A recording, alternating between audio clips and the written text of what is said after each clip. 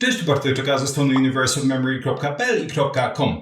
Wiadomo, że tonący chwyta się brzytwy, a osoby, które mają kłopot z jejitami, chwytają się często różnego rodzaju rad. Te osoby z kolei mogą chwytać się nierzadko kokosa, bo wydaje mi się, że kokos, i mówię tutaj o praktycznie dowolnej jego formie, dosyć mocno obrósł w legendy, jeśli chodzi o jego zastosowanie w różnego rodzaju schorzeniach jelit. Oczywiście wszystkie legendy skąd się biorą.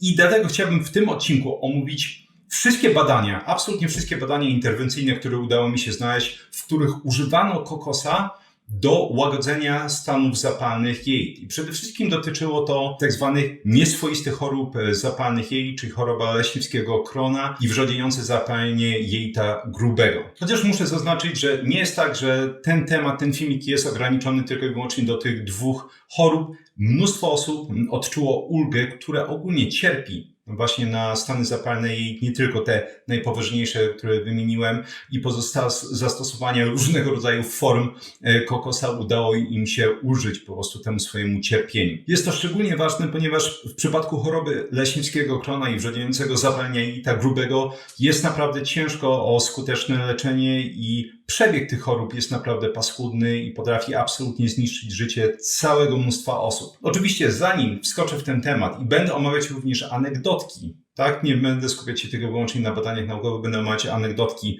osób, które wdrożyły sobie taką, nazwijmy to, kurację kokosową w różnych formach i odniosły sukces. Natomiast kokos jest potencjalnie szczególnie ważny właśnie w chorobie leśniewskiego krona i wrzodziejącym zapaleniu jelita grubego, ze względu na to, że przebieg tych chorób jest naprawdę paskudny, bardzo ciężko leczy się te choroby i dowolne, nazwijmy to, lekarstwo czy wsparcie leczenia jest na wagę złota. Szczególnie jeśli nie niesie ze sobą konsekwencji, a kokos nie niesie ze sobą praktycznie żadnych konsekwencji. Nie zabraknie również oczywiście w tym filmiku anegdotek osób, które wdrażały taką terapię kokosową, jeśli chodzi o kokosa w różnych formach i odniosło sukces. Natomiast zanim przejdę dalej, zamienię się przez chwilę w taki dziwny drogowskaz. Jeśli cierpisz na którąś z tych chorób, jeśli masz kłopoty z jelitami, pomijając oczywiście klasyk, warto ustalić przyczynę takiego stanu rzeczy, chyba że oczywiście już ktoś wie, co mu dolega. Mamy dietę karniwora, czy ogólnie diety, które ograniczają znacząco albo wykluczają błonnik, ograniczają albo wykluczają węglowodany, i to opisywałem w tym filmiku, które potrafią dać niesamowitą ulgę większości osób. Całe mnóstwo osób, które na przykład nie reaguje na leki biologiczne, jest w stanie bardzo ładnie reagować na te interwencje dietetyczne. W tym filmiku z kolei omawiałem zdecydowana większość gazów, do których się większość osób przyzwyczaiła, które produkujemy, tak siedzimy sobie i prykamy wesoło, ona bierze się z procesu glikolizy. Tak? To znaczy, że w momencie, w którym będziemy przeprawiać węglowodany na energię, będziemy również produkować znaczącą ilość gazów. Mam różnego rodzaju badania, które pokazują, że diety niskowęglowodanowe są tak samo skuteczne jak diety low FODMAP, które słyną z tego, że są używane właśnie w różnego rodzaju stanach zapalnych układu pokarmowego, żeby dać ulgę. No i oczywiście właśnie dlatego w momencie, w którym będziemy mieć ograniczenie i węglowodanów, jednocześnie low FODMAP, i na tym polegają różnego rodzaju właśnie diety ketovore czy carnivore, wiele osób odczuwa ulgę. Natomiast pomijając właśnie te interwencje dietetyczne, teraz zobaczmy, co dzieje się z tym kokosem i jak on może działać na te choroby. A teraz chwila przerwy i słowo dla sponsora tego odcinka, bez którego nie byłoby odcinka, którym jest Mięsna Paczka. Jeśli jeszcze nie znasz, to Mięsna Paczka jest dostawcą mięsa z certyfikowanych ekologicznych polskich gospodarstw, gdzie, jak zawsze powtarzam, hodowla odbywa się po Bożemu, tak jak być powinna, to znaczy nie są używane antybiotyki na żadnym etapie hodowli, nie są używane żadne boostery wzrostu, i to daje nam gwarancję, że mięso, które trafi do nas do domu, jest najwyższej możliwej jakości. I Mięsna Paczka działa w bardzo prosty sposób. Wchodzimy na stronę Mięsnej Paczki, wybierasz tą paczkę już uprzednio skompletowaną, która Ci pasuje, albo możesz samodzielnie skompletować swoją mięsną paczkę ze wszystkich produktów, które są dostępne w sklepie. Punkt 2. Wybierasz, gdzie ma być dostarczona. Punkt 3. Cieszysz się, bo właśnie paczka trafiła do Twojego domu. I ona jest zawsze świetnie zabezpieczona. Mamy warstwę izolacyjną, mamy suchy lód. Można sobie po prostu takie ładnie zmrożone mięsko przełożyć bezpośrednio do zamrażarki i wyjąć wtedy, kiedy jest chwila albo ochota coś ugotować dla siebie i bliskich. Jeśli jeszcze nie zamawiałeś mięsną paczką, to z kodem BARTOSZ10 jest 10% zniżki na pierwsze zamówienie. Jak zawsze polecam ze swojej strony A my lecimy dalej. Zacznę od krótkiej charakterystyki tych chorób. I tak naprawdę, mimo że, nazwijmy to, jeśli chodzi o zmiany strukturalne, one będą się różnić, w tym sensie, że na przykład brzodziejące zapalenie jelita grubego, ono jest bardziej powierzchniowe, choroba Crohna jest bardziej głębsza, mogą występować ropnie, mogą występować przetoki tam, to mimo wszystko te choroby mają dosyć mocne zazębienie objawów. W obu przypadkach będziemy mieć na przykład mocne bóle brzucha, w obu przypadkach będziemy mieć często drastyczną utratę masy ciała, w obu przypadkach będziemy mieć przede wszystkim biegunki. W obu przypadkach może występować domieszka krwi w tej wydalanej masie kalowej, chociaż na przykład we brzodziejącym zapaleniu jelita grubego ta domieszka krwi występuje częściej w ogóle, ale również występuje z domieszką śluzu. Również część wspólna tych dwóch chorób to są takie manifestacje spoza układu pokarmowego. Mogą wystąpić kłopoty ze wzrokiem, mogą wystąpić kłopoty dermatologiczne, mogą wystąpić kłopoty ze stawami. To jest prawdziwe dla całego mnóstwa różnego rodzaju infekcji układu pokarmowego, szczególnie na przykład jeśli następuje rozszczelnienie jelit. Po prostu cały ten syf, stany zapalne, cytokiny, endotoksyny, one są w stanie, nazwijmy to, bardziej swobodnie wędrować sobie po organizmie. I zauważyłem, że jest to jedna z takich rzeczy, które wiele osób nie łączy. Oczywiście, jak to często powtarzam, to nie jest tak, że pacjenci mają to łączyć, bo to nie jest ich praca. Natomiast oczywiście warto wiedzieć, dlatego o tym wspominam. Natomiast często lekarze, diagności nie są w stanie łączyć tych faktów, że jeśli mamy kłopoty z układem pokarmowym i nagle pojawiają się kłopoty ze stawami, albo nasilenie, jeśli już jakieś kłopoty ze stawami występują, to wynika to właśnie z kłopotów z układem pokarmowym. Jeśli występuje nagle, nie wiem, bóle oczu, pogorszenie wzroku, znowu nie jest to jakiś odosobniony symptom, to może mieć swoje właśnie miejsce. Tym źródłem tych problemów będą kłopoty jelitowe. I nawet różnego rodzaju kłopoty z żylakami, bo to jest coś, co założyłem właśnie wśród wielu pacjentów. Jeśli ktoś miał już kłopoty z żylakami i nagle pojawiają się kłopoty jelitowe, pojawia się bardzo mocne zaostrzenie tych stanów i też często osoby te jakby nie widziały, skąd to się bierze, bo przecież dbają ogólnie o siebie i to i tamto. No właśnie, to cały czas mogą być jelita. Oczywiście, jeśli nie jesteś pewien, czy występuje u Ciebie choroba leśnińskiego Crohna, czy brzodziejące zapalenie jelita grubego, klasykiem jest robienie kolonoskopii, natomiast ja to nazywam wysłaniem zwiadowcy, jest zrobienie badania, które się nazywa kalprotektyna w kale. Ona generalnie pokazuje stany zapalne w jelicie grubym. Brzodziejące zapalenie jelita grubego, ono jest zawsze ograniczone do jelita grubego. Jest to nawet w nazwie, głównie właśnie odbytnica i okrężnica. Tak, choroba leśnińskiego Crohna, ona najczęściej jest na końcu jelita krętego i okrężnicy, czyli generalnie wciąż głównie jest to kłopot z jelitem grubym, ale teoretycznie może występować również na innych odcinkach układu pokarmowego. Badanie kalprotektyny to jest coś, co może potencjalnie powiedzieć Ci, czy masz kłopoty z jelitem grubym. Ja opowiadałem o tym w tym odcinku, jak diagnozować choroby układu pokarmowego. Tam przeprowadzałem przez takie, nazwijmy to, proste algorytmy diagnostyczne, żeby mniej więcej sobie pomóc w ustaleniu, co jest ze mną nie tak, jeśli oczywiście do tej pory żaden specjalista nie był w stanie pomóc. Kończąc wątek o tych chorobach, oczywiście klasykiem w jakichś tam stanach ostrych jest używanie choćby sterydów w takim leczeniu przewlekłym. Bestsellerem, nazwijmy to, czy hitem jest używanie leków biologicznych. Są to rzeczywiście leki, które dosyć mocno pomogły poprawić jakość życia wielu pacjentów. Natomiast leki biologiczne mają ten kłopot, że no niestety to nie jest tak, że one działają na wszystkie osoby. Na pewno jeśli ktoś cierpi na tą chorobę, to już być może sam tego doświadczył. W zależności od tego, jakiemu badaniu chcemy zaufać, to od 10 do 40% pacjentów, zobaczcie jaki duży jest rozziew, nie reaguje w ogóle na leki biologiczne. I to jest jakby ten problem już na starcie, że można brać te leki i nie będzie absolutnie żadnej reakcji i wtedy rzeczywiście to leczenie jest bardzo kłopotliwe. I stąd właśnie nawet ten kokos potencjalnie jest tutaj symbolem nadziei. Jeśli ktoś już zaczął używać leków biologicznych, to szacuje się, że od 20 do 40% pacjentów przestaje reagować na te leki w trakcie terapii. No jest jednak dosyć duża grupa osób, która potencjalnie będzie odsiana, czy odizolowana od tych leków i skutecznego leczenia. Trzeba właśnie nauczyć się potencjalnie radzić sobie samemu, czy to właśnie dietą, czy różnego rodzaju wspomagaczami. Jeszcze w ramach uświadomienia osób, które nie wiedzą, że tak powiem, z czym się je te nieswoiste choroby zapalne, jelit, chciałbym przeczytać taki fragment, taką anegdotkę pacjentki jakiejś w Stanach Zjednoczonych, która dzieliła się kiedyś właśnie w internecie swoimi przeżyciami, doświadczeniami i utrapieniami, które przynosi ze sobą ta choroba i pamiętam, że tak mi to mocno zapadło w pamięć, że do tej pory właśnie gdzieś tam mam to zapisane w swojej bazie danych. Bałam się wychodzić gdziekolwiek, bo nigdy nie wiedziałam, kiedy dopadnie mnie niekontrolowany atak skurczów żołądka i biegunki. Zdarzało się, że miałam 4-5 takich zemst Montezumy dziennie. Nawet będąc w domu, nie zawsze zdążyłam do toalety. Przez rok musiałam robić mnóstwo prania. Podłoga też była myta częściej niż zwykle z powodu moich wypadków. Odwiedziłem kilku lekarzy i dostałem różne recepty. Nie, to nie działało. Jeśli chodzi o sam profil lipidowy kokosa, to będzie się on przede wszystkim, czy oleju kokosowego, będzie się on składał przede wszystkim z ponad 90% tłuszczów nasyconych. Natomiast będzie on miał dosyć długo trójglicerydów średniołańcuchowych, czyli to słynne MCT, MCT, tak, oleje MCT. Taką dominującą frakcją będzie kwas laurynowy. Szacuje się, że on będzie wynosić od 45 do 52% wszystkich lipidów, które będą występować w kokosie.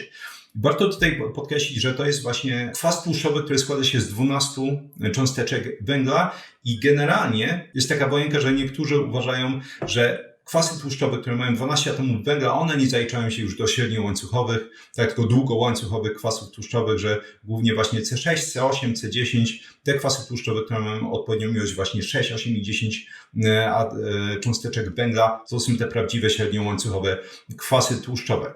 Niemniej w praktyce tak naprawdę większość zawartości tych kwasów tłuszczowych w oleju kokosowym to będą średniołańcuchowe kwasy tłuszczowe.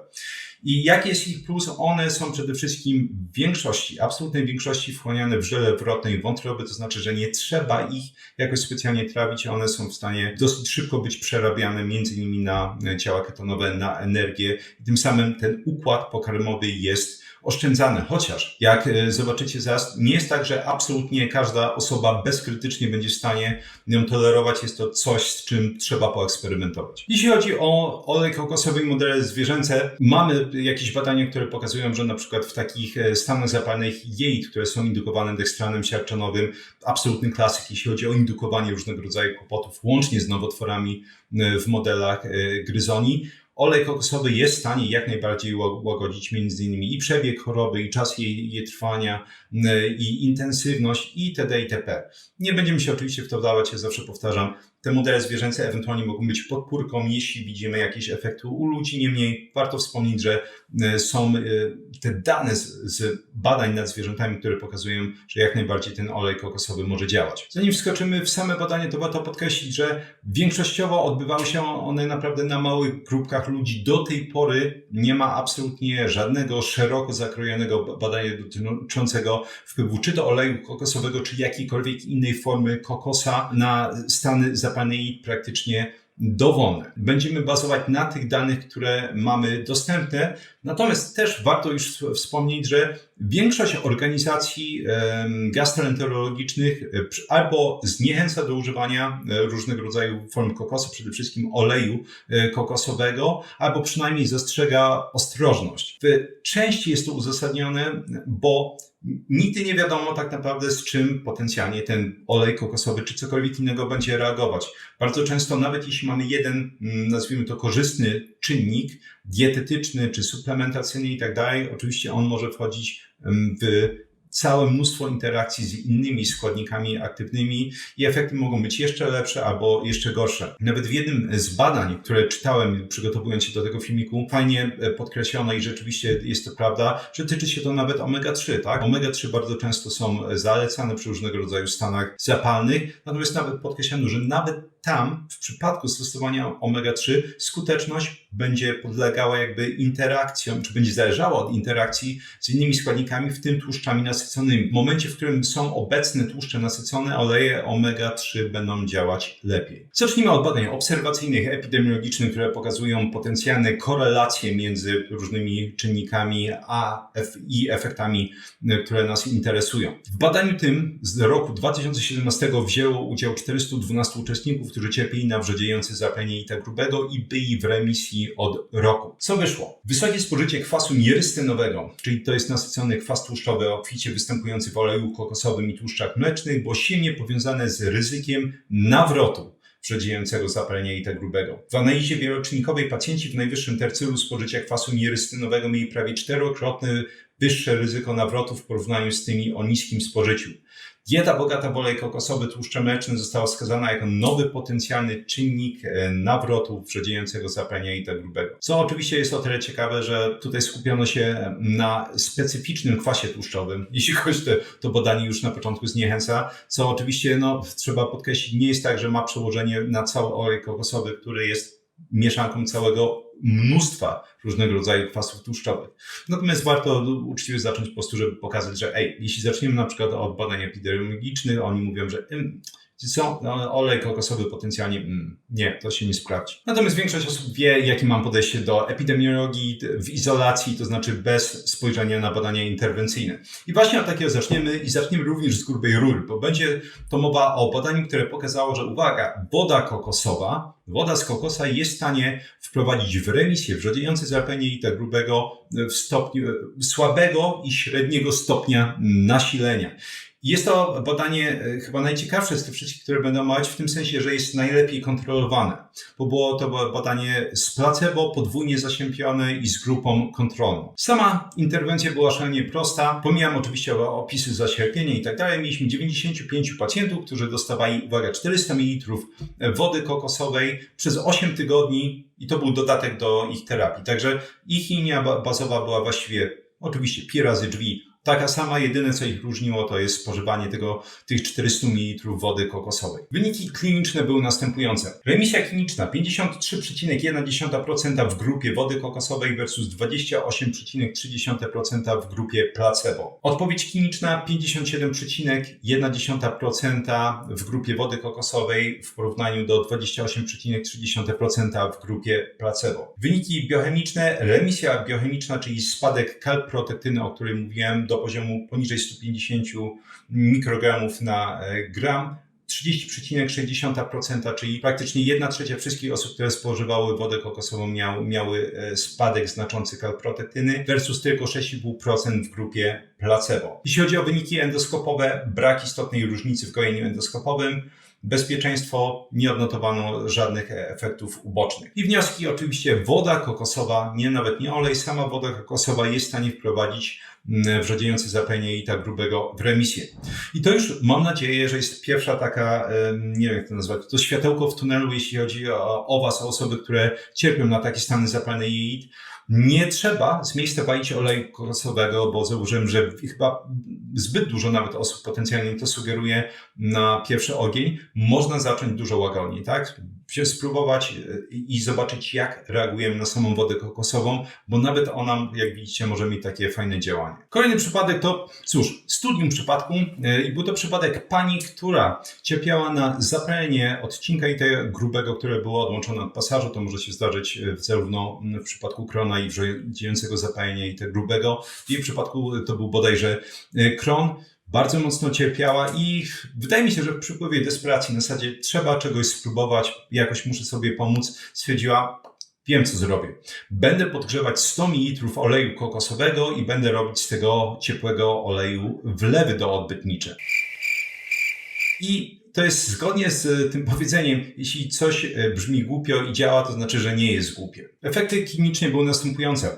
Po 1 tygodniu zmniejszenie bólu brzucha i wydzielania śluzu, po 6 do 12 tygodniach wyraźna poprawa w obrazie endoskopowym i histologicznym. Czyli rzeczywiście te wlewy doodbytnicze z oleju podgrzanego, trzeba podkreślić, oleju kokosowego, przyniosły zmniejszenie stanów zapalnych i zmniejszenie odczuwalności tych wszystkich objawów, na które cierpiała ta pani. Kolejne badanie to z kolei studium przypadku przypadku 58-letniego mężczyzny, który cierpiał na chorobę leśniczego krona, która była odporna na leczenie. Nieważne co próbował, nie było absolutnie żadnej odpowiedzi. Sama nazwa badania to była choroba leśniczego krona odporna na leczenie, która zareagowała na interwencję dietetyczną. Jest to właśnie o tyle ciekawe, bo znowu mówiłem już o oleju kokosowym, mówiłem już o wodzie kokosowej, natomiast tutaj, no właśnie, oni napisali, że jest to interwencja dietetyczna, natomiast wciąż, uwaga, kokos gra tutaj główne skrzypce. Więc ten pan stwierdził, że będzie Absolutnie wszystkie posiłki smażył w oleju kokosowym Virgin. I tak rzeczywiście robił.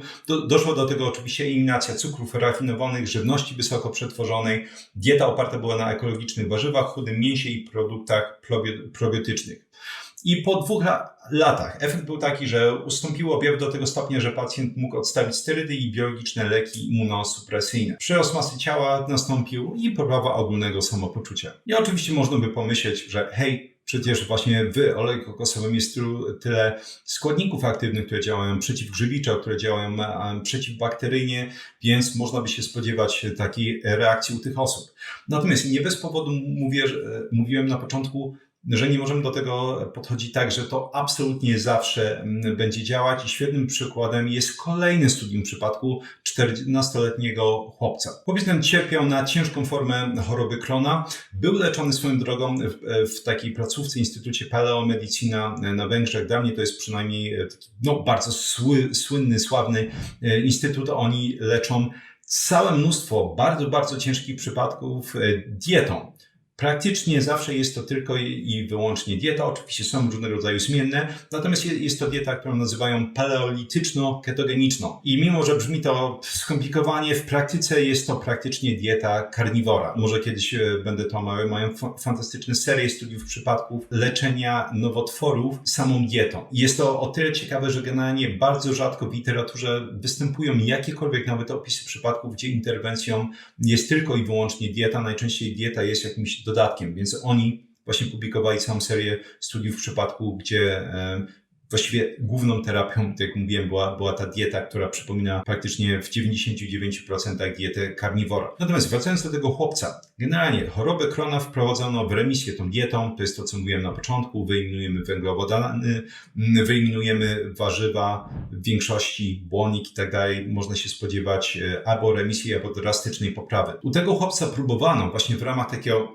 urozmaicenia wprowadzić odrobinę mąki migdałowej i oleju kokosowego jako to przekąski, żeby zmienić trochę te nuty smakowe tych posiłków, które spożywał. I on na przykład miał praktycznie natychmiastowe po spożyciu takich posiłków stany zaostrzenia choroby Crona. Tym samym opisano to oczywiście w tym studium przypadku i absolutnie zrezygnowano z podawania mu takich rzeczy. Następny przypadek nie jest wprawdzie badaniem, ale moim zdaniem absolutnie nie powinno to umniejszać opisowi tego przypadku, bo był on poniekąd kamyczkiem, który wywołał lawinę różnego rodzaju, czy właściwie setek różnego rodzaju podobnych obserwacji osób, które zainspirowały się tym panem, o którym właśnie będę mówić. Historia brzmi tak. W 1998 roku pan, który nazywał się Donald Agar, który w tamtym roku cierpiał już 40 lat na chorobę leśniczego Crona, napisał list do takiego czasopisma, które się nazywa People's Pharmacy, w którym chciał się podzielić właśnie swoim szokującym odkryciem. Jak mówiłem, on cierpiał już 40 lat na chorobę leśniczego Crona, leki nie bardzo mu pomagały, non-stop biegunki. W tamtych czasach oczywiście, zanim odkryto czy właściwie opracowano leki biologiczne, sterydy były absolutnym klasykiem. Niestety Donald był tak zniszczony tymi sterydami, że opisywał, że miał między innymi taką bardzo mocną osteoporozę. 2 razy musieli mu wymieniać biodro już w tamtym czasie. Tym bardziej po prostu jego odkrycie tego, co dało mu ulgę, było absolutnie entuzjastyczne. Napisał on tak w tym liście. 3 miesiące temu kupiłem pudełko ciasteczek Archway Coconut Macaron, czyli tak naprawdę ciasteczka kokosowe, takie makaroniki kokosowe. Jem 2 dziennie i w tym czasie nie miałem biegunki. Jeśli przypadkiem zjem 3 w ciągu dnia, mam zaparcia. Uwierzcie mi, mam teraz nowe życie. Jest to o tyle ciekawe, że on opisywał również w tym liście, że jego brat w tym czasie cierpiał na nowotwór, jako powikłania terapii konwencjonalnej cierpiał na bardzo mocne biegunki i również te ciasteczka kokosowe pomogły mu załagodzić te biegunki. Natomiast dla mnie najbardziej odjechaną rzeczą było to, ilu osobom pomógł Donald. I to jest właśnie taki olbrzymi plus dzielenia się, i dlatego zawsze do tego zachęcam, swoimi doświadczeniami w komentarzach, tak? Tymi dobrymi i tymi złymi, ponieważ no właśnie, one mogą być tym kamyczkiem, który wywoła lawinę i też dlatego lubię opisywać często różnego rodzaju studia przypadków. Bo właśnie Donald był tym kamyczkiem, który spowodował, że setki osób zaczęły prowadzać tą, nie wiem jak to nazwać, dietę kokosową, zaczęły po prostu jeść te ciasteczka kokosowe, dziennie 2 ciasteczka i rzeczywiście miały remisję różnego rodzaju chorób. I to czasopismo było zasypywane tymi anegdotami w następnych latach. Również było ciekawe to, że wiele osób zaczęło eksperymentować na swoje sposoby. Znaczy nie każdy na przykład lubił takie ciasteczka kokosowe, były dla nich za słodkie, więc na przykład jeśli chodzi o przypadek jakiegoś dziecka, rodzice zaczęli mu do jogurtu dosypywać łyżeczkę wiórków kokosowych i zaczęli mu dawać batonik kokosowy i też pomagało to wprowadzić po prostu tą chorobę jej tak grubego w remisję w przypadku tego dziecka. Nawet z tego czasopisma wyciągnąłem przepis takiej pani, która stworzyła własną jakąś swoją recepturę kokosową, bo ona twierdziła, że danie te ciasteczka kokosowe, one są za słodkie, natomiast robiła coś, co jest w stanie cały czas prowadzić do remisji tych symptomów jelitowych u niej i jednocześnie bardzo jej smakuje. Wymieszaj olej kokosowy z miodem, aż masa będzie gładka, a następnie dodaj płatki kokosowe. Nie wolę, gdy są bardziej suche, więc dodaję więcej płatków. Możesz uformować z nich kulki albo spłaszczyć na kształt cienkich ciasteczek i wstawić do lodówki. Podjadałam kilka i popijałam wodą kokosową. Biegunka minęła w 1 dzień. Nie wiem, czy ktoś będzie chciał eksperymentować właśnie z tą receptą. Natomiast jeśli tak, to oczywiście dajcie mi znać. Jeszcze inny pomysł, czy wariacja brzmiała tak. Wolę proszek kokosowy od makaroników, dlatego trzymam w zamrażarce trochę niesłodzonego w 100% organicznego tartego kokosa. Po prostu biorę 2 łyżeczki proszku kokosowego, smakuje lepiej, jeśli doda się pół łyżeczki cukru. Załatwia sprawę bez problemu, działa też na moje psy. Znalazłem nawet anegdotkę na Reddicie, jeśli ktoś nie kojarzy, to jest jedna z takich największych stron internetowych na świecie, która składa się tak naprawdę z olbrzymiej ilości dziesiątek tysięcy różnego rodzaju podforów, gdzie ludzie omawiają swoje zainteresowania.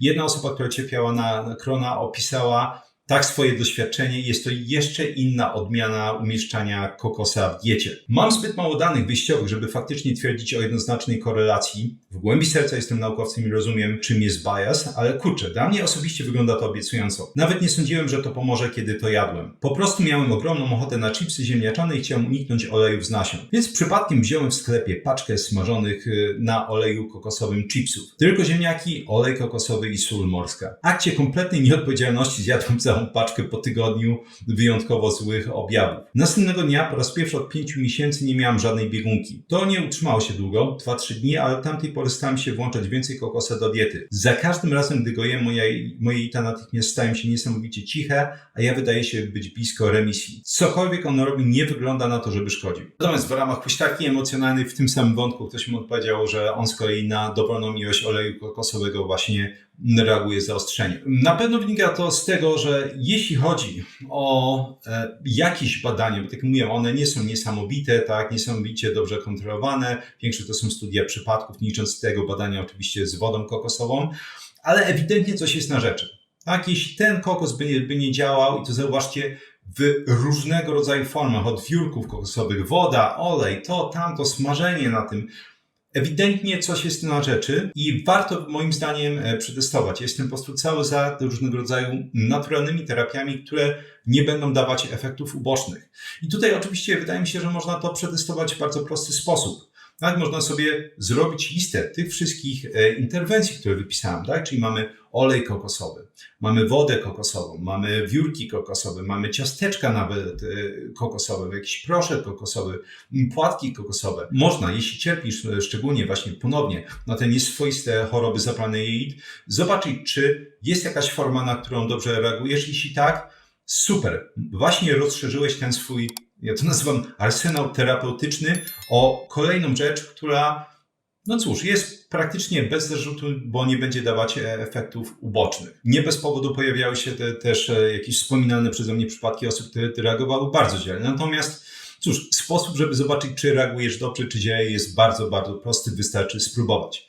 A jak już spróbujesz, to daj mi koniecznie znać i oczywiście nie tylko mi, innym osobom w sekcji komentarzy, jaka była Twoja reakcja, czy Ci pomogła, a może już stosujesz jakąś taką terapię od dłuższego czasu, masz jakieś doświadczenie, podziel się nim, można po prostu pomóc w ten sposób całemu mnóstwie ludzi. Dzięki jak zawsze za wysłanie tego odcinka. Jeśli masz jakieś pytanka, ja będę obecny klasycznie w sekcji komentarzy, przynajmniej te parę godzin po publikacji, może jeden dzień, tak długo jak się uda. Polecam klasycznie swoje flagowe kursy Vocabulary Labs, czyli laboratoria językowe, gdzie pokazuję, jak nauczyć się dowolnego języka z dowolnej rodziny języków, azjatyckie, ugrofińskie, germańskie, co się człowiekowi wymarzy, jak się go nauczyć samodzielnie, bez wydawania tych dodatkowych pieniędzy właśnie non-stop na podręczniki, aplikacje, szkoły językowe, żeby mieć pełną niezależność i nauczyć się raz na zawsze, jak w ogóle się uczyć języków. Kursy Experts Incubator, czyli później ekspertów, gdzie z kolei pokazuję, jak samodzielnie opanować dowolną dziedzinę od A do Z, jak zapamiętywać informacje, tworzyć zrozumienie, jak wdrażać suche informacje w praktykę, idealne dla osób, które zaczynają naukę, maturzyści, studenci, chcą mieć dobre oceny, zdać przyzwoicie różnego rodzaju egzaminy. Dla osób, które nie lubią swojej pracy, już ją rzuciły albo chcą rzucić, a nie mają obecnie kompetencji, żeby znaleźć nową, lepszą pracę. Kurs pomaga stworzyć właśnie taki samodzielny plan nauki i oczywiście te informacje przyswoić. Dla osób, które mają świetną pracę, natomiast jak zawsze, jak to w pracy bywa, trzeba zrobić jakiś certyfikat, zdać jakiś egzamin, żeby dostać podwyżkę, czy żeby zdać awans, również się nada. I na końcu, jak zawsze powtarzam, dla osób takich jak ja, osób, które nie chcą marnować czasu, chcą zapamiętywać jak najwięcej z tego, co czytają i słuchają. I na końcu kurs o jeden włos za daleko, gdzie pokazuję, jak zatrzymywać i odwracać łysienie androgonowe zarówno u pań i u panów, jak diagnozować i odwracać telogenowe wypadanie włosów i między innymi walczyć z różnego rodzaju upierdliwymi chorobami skóry głowy, jak choćby taki uporczywy łupież. Z kolei w pierwszym komentarzu pod filmikiem 3 piosenki rockowe, aby mnie spędzić czas również po wysłuchaniu tego odcinka. Pod piosenkami jest bonusowa ciekawostka, czyli jakaś informacja, której nie opisywałem w filmiku, która tyczy się tej tematyki. Pod bonusową ciekawostką, jak zawsze, literatura naukowa, na którą się powoływałem. Z kolei w opisie, jak zawsze, są linki do wszystkich polecanych jakichś przeze mnie produktów, linki do kursów. Jest również link do newslettera. Tam z kolei, jeśli się go kliknie, wyskakuje okienko. Można wprowadzić swój adres mailowy i tam z kolei wysyłam artykuły z tematyki powiązanej z poprawą pamięci, nauką języków obcych, poprawą produktywności i tym podobnymi tematami. Jeśli spodobały Ci się wszystkie informacje, które wymieniłem w tym filmiku i chciałbyś przyswoić je jak najszybciej, można je ściągnąć w formie łatwo przyswajalnych fiszek elektronicznych. Ta opcja jest dostępna dla patronów kanału. Patroni mogą ściągnąć właśnie fiszki do tego odcinka i ponad 140 ostatnich. Również dla patronów kanału jest dostępne forum, gdzie można mi zadawać pytania. Mamy różnego rodzaju fascynujące dyskusje na różne tematy i również dla patronów jest dostępna sekcja Badanie Tygodnia, gdzie raz w tygodniu omawiam właśnie jakieś najciekawsze badanie, które wpadło mi w ręce i również omawiam je i często daję jakieś linki odsyłające nawet do innych badań powiązanych z tą tematyką. Dzięki jeszcze raz za wysłuchanie tego odcinka i widzimy się w następnym i przechodzimy znowu czy właściwie wracam po dłuższym czasie do tej tematyki cholesterolu, o którą byłem tyle razy proszony w ciągu ostatnich tygodni. Do zobaczenia.